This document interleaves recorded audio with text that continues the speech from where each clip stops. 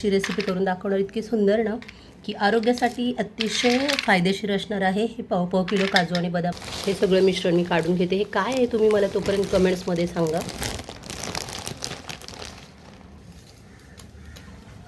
पहा, आपण असा हा बारीक चुरा करून घेतलेला आहे. 1 किलो खारीक आणि 1 किलो खोबरं याचं ह्या रेशो आहे. खरं तर जास्त गोड पाहिजे असेल तर तुम्ही खारीक जास्त वापरू शकता, 1.5 किलो वापरू शकता, किंवा अर्धा किलो खोबरं आणि 1 किलो खारकेमध्ये गोडपणा जास्त राहतो. परंतु आपला गोड जास्त नको आहे, पौष्टिक हवं आहे, म्हणून 1 किलो खोबरं आणि 1 किलो खारीक हा रेशो आहे.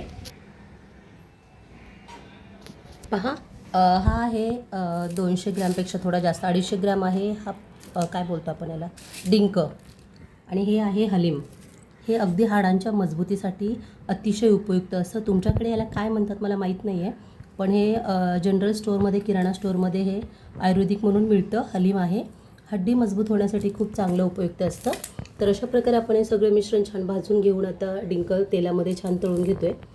डिंक तेलामध्ये टाकल्यानंतर त्याला फक्त हातावरती कुस्करलं तरी तो बारीक होतो. त्याला जास्त कुटण्याची गरज नसते किंवा बारीक जास्त हे करण्याची गरज नसते, फोडण्याची. हा कसा छान फुलतोय. हा फुललेला डिंक जरा थंड करणार आहोत आणि ह्या मिश्रणासोबत सर्व आपण एकत्रित करणार आहोत. यामध्ये थोडीशी वेलची पावडर टाकणार आहोत. 2 ते 3 चम्मच मोठे वेलची बारीक करून घेऊयात. छान मस्त मस्त सुगंध सुटतो मग या मिश्रणाचा, आणि खायला इतकं सुंदर. सकाळी पहाटे उठल्यानंतर मुलांना असं पौष्टिक नाश्ता द्या, दुधामध्ये द्या किंवा साधा असा दिला तरी चालेल. बाकी बिस्किट, खारी, बटर खाण्यापेक्षा हा पौष्टिक नाश्ता सगळ्यात छान, हेल्दी, आरोग्यदायी असतो. हे पहा, एकदाच मी जास्त मिश्रण टाकले तेलामध्ये. तेल मी कमीच घेतले कारण किती लागेल याचं थोडंसं आयडिया नव्हती, म्हणून मी तेल मुद्दामूनच कमी घेतलेलं आहे. Just a minute. छान फुललेलं आहे डिंक. थोडंसं हलक्या ते मध्यम गॅसवरती आपण पटापट तळून घेणार आहोत. आता तेल थोडं कमी पडलं तर अजून थोडं तेल टाकूया, कारण डिंक तळलेलं तेल मग भाजीला त्याचा वेगळा स्मेल येतो ना, म्हणून थोडंसं कमीच तेल टाकले. शिल्लक राहील तर तेलाचा प्रॉब्लेम वापर झाला पाहिजे. हे पहा, असं तेलामध्ये इतकं छान फुलतं डिंक, आणि याला फक्त हाताने जरी यूज केलं तरी तो बारीक होतो. त्याला अगदी बारीक कुटण्याची किंवा काही करण्याची गरज नसते. पहा, तळून डिंक जवळजवळ हे 2 प्लेट पण थोडं शेवटचं टाकलेलं आहे. फ्रूट काय करूया, बारीक करून घेऊयात.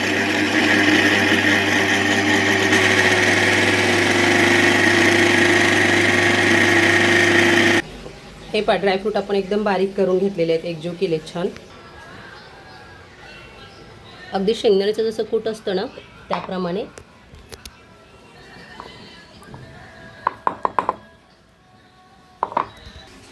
थोडंसं जाडं भरडच करून घेऊया. हे पहा, अशा पद्धतीने आपण हे सगळं कुटून ड्रायफ्रूट सगळे बारीक करून टाकलेले आहेत. खूप जाडे भरडे पण नको, दाताखाली पण, आणि बाहेर पण नाही पडले पाहिजे, पोटात गेले पाहिजे, कारण लहान मुलांना असं दाताखाली आले की बाजूला काढतात. सगळं जर मिश्रण बारीक असेल तर हे पण बारीकच केलं पाहिजे समप्रमाणात. अशा प्रकारे आता हे सगळं आपण एकजीव करून घेऊयात. हलीम मात्र मी कच्चेच टाकते. तुम्ही जर भाजून वगैरे टाकत असाल तुपामध्ये वगैरे तर मला कमेंट्समध्ये नक्की सांगा, मी जे करते ते बरोबर आहे का. हे कच्चेही खातात, ह्याचे गुणधर्म फार आहेत, फायदे पण खूप आहेत. कच्चे खा, पाण्यात भिजवून खा, तुपामध्ये खा, भाजून खा, बारीक करून खा. पण बारीक केलं ना याचं तर ह्याचे कडवट लागतात. 1 वर्ष मी याचं बारीक केलं टाकलेलं मिश्रण तर त्याची चव बदलली, त्यामुळे मी यावर्षी कच्चेच टाकते. ही वेलची पहा, ही आता टरफल्यासहित बारीक करते. ही चांगली मोठी 50 ग्रॅमपेक्षा जास्त असेल. ही मोजलेली नाही आहे, घरामध्ये होती, अंदाजेच टाकलेली आहे. तर या वेलचीमध्ये ना आपण थोडी साखर टाकूया, म्हणजे बारीक होईल. काय होतं, पावसामुळे सादळले ना, त्यामुळे ते बारीक व्हायला जरा वेळ लागतो. अशा पद्धतीने वेलची थोडीशी बारीक झाली. पहा, पावसामुळे काय झाले, ती थोडीशी सादळली, वेळ लागतो. आणि हे पहा, बाजूला असं छान जमा झालेले पीठ अगदी बारीकसं. तर पाहूया, अजून 1-2 वेळा राऊंड मारूया.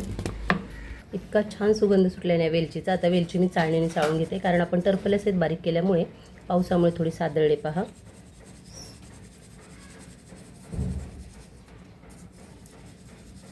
बारीक पाहिजे अशी झालेली नाही आहे, अजून थोडंसं राऊंड मारावं लागेल. हे पहा, बरीचशी बारीक आहे, थोडीशी सादळली पण.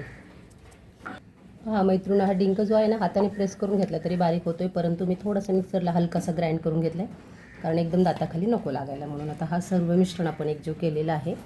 वेट पहा, हे डिंक वगैरे सगळं आपण आता हे टाकलेलं आहे मिश्रण. फक्त आपण हलीम बाजूला ठेवले.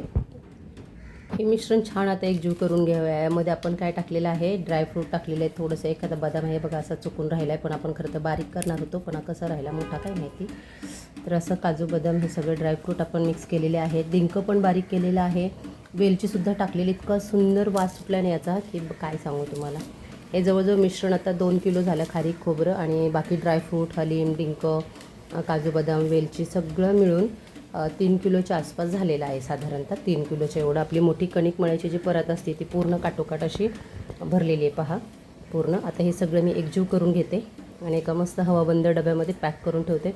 अगदी महिनाभरही खराब होत नाही आहे, परंतु हे आपल्याला जाईल 1 महिन्याच्या साधारणतः आसपास जाईल, 20 ते 22 दिवस. तर मस्त छान असं तुम्ही पण एकदा करा. याला आमच्याकडे डिखोडासुद्धा म्हणतात, डिंकवडा किंवा डिखोडा.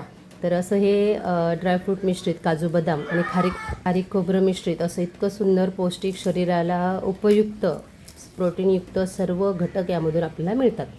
तर असं तुम्ही अधूनमधून वर्षातून एकदा दोनदा करत जा, मुलांसाठी खायला छान. मी थंडीमध्ये खरं तर डिसेंबर महिन्यात आपलं फिक्स असतंच मेथीचे लाडू करतो आपण. याच्यामध्ये मेथी पण टाकतो, यामध्ये मेथी मी टाकली नाही, पण आठवण आली तर उद्या टाकू शकते परत. तर अशा तुम्ही वर्षातून एकदा ते दोनदा करत जा मुलांसाठी, नक्कीच छान.